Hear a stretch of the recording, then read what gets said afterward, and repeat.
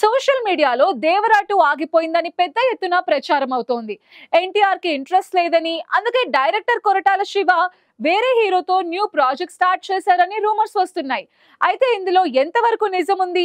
Watch the story. గత కొద్ది రోజులుగా సోషల్ మీడియాలో దేవరా 2 గురించి అనేక వార్తలు వైరల్ అవుతున్నాయి.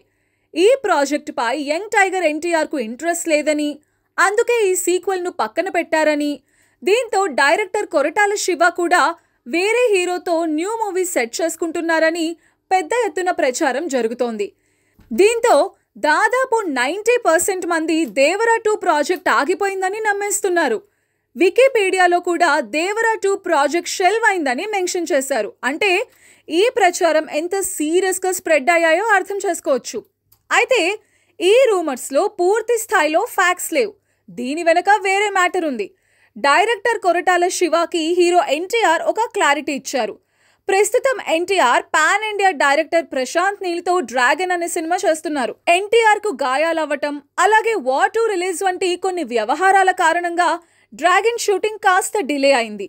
దీనివల్ల ఈ ప్రాజెక్ట్ కంప్లీట్ అయ్యేందుకు మరింత టైం పడుతుందని తెలుస్తోంది. నిజానికి డ్రాగన్ కంప్లీట్ అయిన వెంటనే దేవరా 2 కోసం ఎన్టీఆర్ 35 డేస్ కాల్ షీట్స్ ఇస్తానని ముందుగా అగ్రీ అయ్యారు. కానీ ఇప్పుడు డ్రాగన్ ఆలస్యం అవుతున్న సిచ్యువేషన్. దీని తర్వాత వెంటనే మాటల మాంత్రికుడు త్రివిక్రమ్తో కూడా ఎన్టీఆర్ తన నెక్స్ట్ మూవీ మొదలు పెట్టాల్సి ఉంది.